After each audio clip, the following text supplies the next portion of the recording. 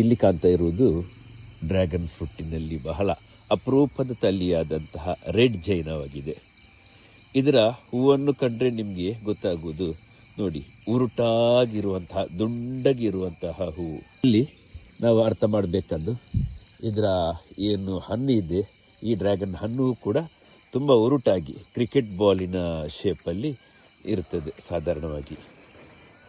Red ಚೈನಾದ ಇನ್ನೊಂದು ವಿಶೇಷತೆ ಅಂದರೆ ಇದರ ಸ್ವೀಟ್ನೆಸ್.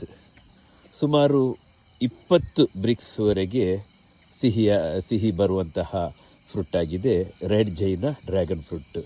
ಅದರಂತೆಯೇ ಟೇಸ್ಟ್ ಕೂಡ ಒಂಥರ ಸ್ಟ್ರಾಬೆರಿ ಹಣ್ಣು ಮಿಶ್ರಿತವಾದಂತಹ ಟೇಸ್ಟ್ ಆಗಿದೆ. ಇನ್ನು ಫಂಗಸ್ಸಿನ ಕಾಟವು ಕೂಡ ವಿಪರೀತವಾಗಿ ಏನಿಲ್ಲ, ವಿಪರೀತ ಅಲ್ಲ, ಫಂಗಸ್ಸಿನ ಕಾಟ ತೀರಾ ಇಲ್ಲ ಅಂತ ಹೇಳ್ಬೋದು ಬೇರೆ ಎಲ್ಲ ಡ್ರ್ಯಾಗನ್ ಹಣ್ಣಿನ ಗಿಡಗಳಿಗೆ ಹೋಲಿಕೆ ಮಾಡೋದಿದ್ರೆ. ಆದರೆ ಇದರಲ್ಲಿ ಇರುವ ಒಂದೇ ಒಂದು ಚಾಲೆಂಜ್ ಅಂದರೆ ನಮಗೆ ಇದು ಸೆಲ್ಫ್ ಪಾಲಿನೇಷನ್ ಆಗೋದಿಲ್ಲ, ಸ್ವಯಂ ಪರಾಗಸ್ಪರ್ಶ ಆಗೋದಿಲ್ಲ. ನಾವೇ ಇದರಲ್ಲಿ ಏನು ಕೃತಕ ಪರಾಗಸ್ಪರ್ಶ ಮಾಡಬೇಕಾಗ್ತದೆ. ಕ್ರಾಸ್ ಪಾಲಿನೇಷನ್ ಇದರಲ್ಲಿ ಅತ್ಯಗತ್ಯ. ಪರಾಗಸ್ಪರ್ಶಕ್ಕಾಗಿ ಹಲವಾರು ರೀತಿಯಲ್ಲಿ ಹಲವಾರು ಉಪಕರಣಗಳನ್ನು ಉಪಯೋಗಿಸಿಕೊಂಡು ಕೂಡ ಮಾಡ್ತಾ ಇರ್ತಾರೆ.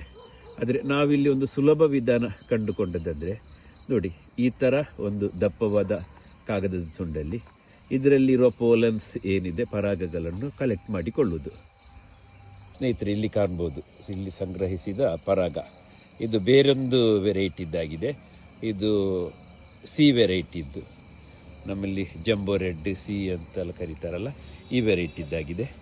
ಈ ಪರಾಗವನ್ನು ಈಗ ಇದಕ್ಕೆ ಇದು ಬೇರೆ ಬೇರೆ ರೀತಿಯಲ್ಲಿ ಮಾಡ್ತಾರೆ. ಈಗ ಸುಲಭ ಒಂದು ವಿಧಾನ ತೋರಿಸಿಕೊಡ್ತಾ ಇರೋದು. ಈ ಥರ ಪರಾಗವನ್ನು ಹಾಕಿ ಕೊಡಬೇಕು.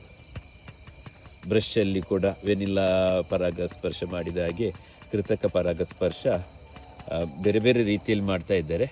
ಇದು ಅರ್ಜೆಂಟಿಗೆ ತೋರಿಸಲಿಕ್ಕೋಸ್ಕರ, ವೀಕ್ಷಕರಿಗೆ ತೋರಿಸಲಿಕ್ಕೋಸ್ಕರ ಮಾಡ್ತಾ ಇರೋದು. ಇನ್ನು ಬೇರೆ ಬೇರೆ ರೀತಿಯಲ್ಲಿ ಮಾಡುವವರು ಯಾವ ರೀತಿಯಲ್ಲಿ ಎಂದು ಖಂಡಿತವಾಗಿಯೂ ಇದರಲ್ಲಿ ಕಮೆಂಟ್ ಮಾಡ್ಬೋದು.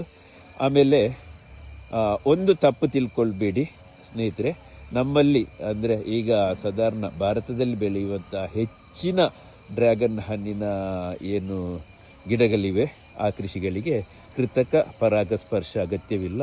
ಅದು ಕೂಡ ಜೇನುನೊಣಗಳು ಯಥೇಚ್ಛವಾಗಿ ಇರುವ ಜಾಗದಲ್ಲಿ ಅದು ಪರಾಗಸ್ಪರ್ಶ ಇನ್ನೂ ಕೂಡ ಚೆನ್ನಾಗಿ ನಡೆದು ಹಣ್ಣಿನ ಗಾತ್ರಗಳು ಮತ್ತು ಹಣ್ಣಿನ ಏನು ಸಂಖ್ಯೆಗಳು ಕೂಡ ತುಂಬ ಜಾಸ್ತಿ ಸಿಗ್ತದೆ.